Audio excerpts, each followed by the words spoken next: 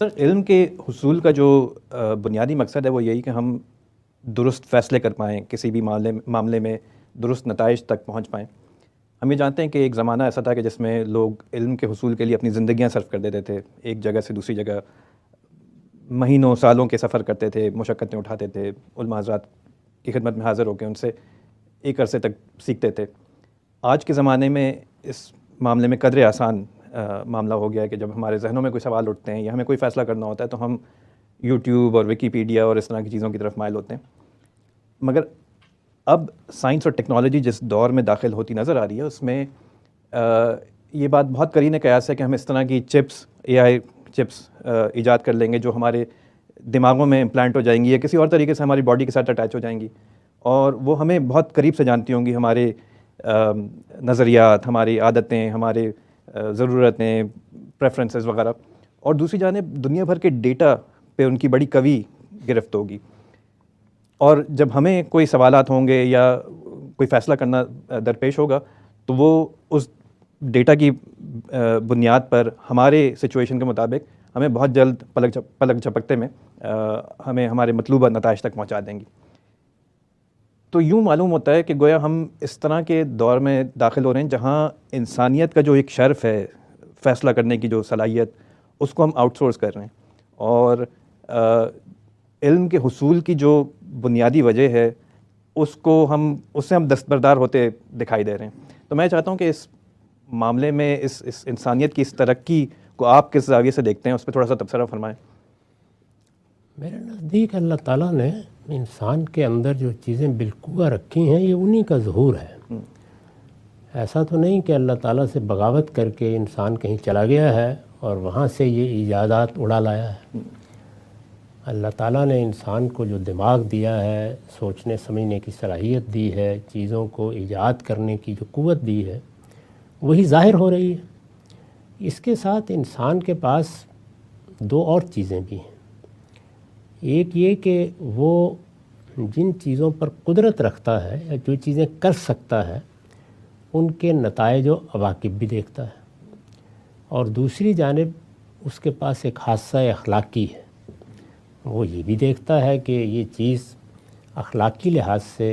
اچھی ہے یا بری ہے، یعنی اس کے اخلاق کی نتائج کیا ہوں گے۔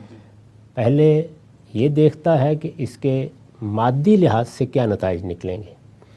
مادی لحاظ سے کی تعبیر ہم اس وقت اختیار کرتے ہیں کہ وہ ہمارے لیے دنیاوی نفع و نقصان کا باعث تو نہیں بنیں گے، اور اخلاقی لحاظ سے یعنی وہ ہمارے ضمیر پر کوئی بوجھ تو نہیں بن جائیں گے، کیونکہ ہم خیر و شر کا شعور لے کے پیدا ہوئے ہیں۔ دونوں چیزیں انسان دیکھتا ہے، لیکن ان میں انفرادی فیصلوں میں بھی غلطی ہوتی ہے، اور معاشرے کی سطح پر جو فیصلے ہم کرتے ہیں ان میں بھی غلطیاں ہو جاتی ہیں، اس میں پھر برے نتائج بھی نکلتے ہیں۔ تو ہمارے علم کی جد و جہد میں بھی بالکل یہی صورتحال ہے۔